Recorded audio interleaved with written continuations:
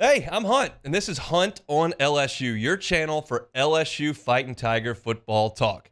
Enjoy the video. We want you to leave a comment below, hit that like button, and subscribe right below the video. Enjoy. 30.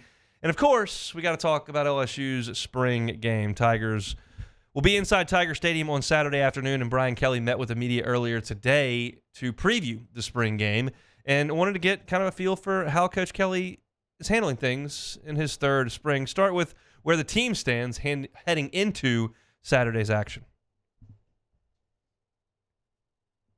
The areas that we need to get better in, certainly players that we're counting on to play more prominent roles from last year. I think we walk away with, clearly a better feel for our football team and the areas that we have to really strengthen going into the offseason. And I think that's kind of the goal. I mean, you've got two coordinators that are coming in that are new. Well, kind of. Jocelyn, not necessarily new. Cortez Hankton, not necessarily new, but in a new role. And then you've obviously brought in Blake Baker and an entire slew of new coaches on that side of the ball. So it's important for those coaches and the players in the response to those coaches to kind of feel like they've got both feet on the ground moving into the summer and, of course, into fall camp. Kelly did say that he thought the team was a little more balanced this year. The team itself is better balanced offensively and defensively. I think last year it was pretty clear that, we were trying to fit in a lot of transfers out of the portal on defense. There's a lot more continuity on defense, and certainly from an offensive perspective, we've lost some players, but it's pretty clear with an offensive line, tight ends, a quarterback, and a deep receiving core that we're going to have some success on offense as well. That quote was interesting. It's very clear to me that Brian Kelly, in his ideal football program, relies very, very lightly on the transfer portal. You've heard him talk about that a lot, and I think some of that's rooted in you've brought in some transfers on the defensive side of the ball, and that just went so haywire that it stained the way he thinks of things. I mean, I don't know that Brian Kelly's ever put a unit on the field that was as poorly performing as that defense last year. That's just as blunt as I can say it. I don't know what all the Cincinnati units looked like. I can't speak to that directly. I feel like I got a reasonable handle on what went on at Notre Dame, and I don't think there was ever a unit that was that incompetent. But I will say that, the defense the year before that had a lot of transfers on it, and they were pretty good. And Jaden Daniels is a transfer, and he's pretty good. And Stephon Diggs, although that's a guy he brought into Notre Dame, was pretty good. And so I think he's old school. He's been around a long time. He was around long before the transfer portal ever opened up. And so I think some guys can be a little hesitant to dive into that. But I think he would very strongly rather, do it with high school guys that have been around 3 and 4 years. And so clearly, this team's going to be more balanced from the perspective of the offense is probably not going to be quite as good. The defense is not going to be as bad, we think. The offense is as good as it was last year. I'll be a little surprised. If the defense is as bad as it was last year, I'll be a lot surprised. So from that perspective, it should balance out. But I listened to some of the nuance to that quote, and he's like, yeah, we brought in a lot of transfers. We got a little bit more stability in this group. The biggest question this spring, obviously, has been defense, specifically, I think, pass defense. And Kelly spoke to what improvement he's seen there. There's no doubt there's a compete level for the football that was lacking last year. And let's put it in context. We were playing with freshmen at corner a good portion of the season. And so they were hesitant to play an aggressive style of defense. I just think you have some players there with more confidence in the ability to do so. I think you've got some veteran safeties back there that are playing with a lot more experience and confidence. So I think a combination of experience, confidence, and just overall athleticism has helped that this spring.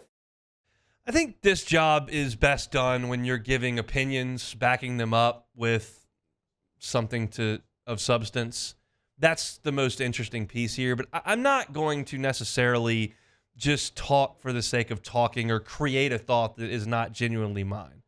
I'll just tell you exactly how I feel. I'm curious about the performance of LSU's secondary next year. I'm not supremely confident. I don't think it's hopeless. I think to best categorize the way I feel about it, I'm curious.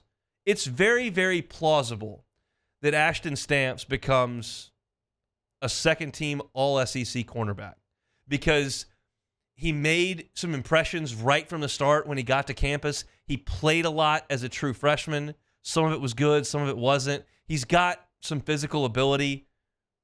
It's plausible he's a second-team All-League corner. It's also plausible that he's just not very good. If he's the same as he was as a freshman for 2 more years or right about that level, like, that's not a corner that you associate with LSU defense. I don't know which one it's going to be. It's probably somewhere in the middle. But I think there's a variance there that's very, very plausible. The same goes with Javian Toviano. Big-time recruit. Asked to play maybe a little out of position last year. Can you find a better spot for him? I think it would surprise me a little bit if Zy Alexander took some huge jump this late in his college football career. Keep in mind, he's only been at LSU 1 year, but he played a lot of FCS football. But I think there's variables in some of the guys you've brought in. And for PJ Woodland to make the waves he's made early on, like, is that the next freshman that's ready to go? You've had freshmen that were ready to go. I'm not saying he needs to be Derek Stingley, but Jalen Mills was ready to play. They put him out there, and he could play.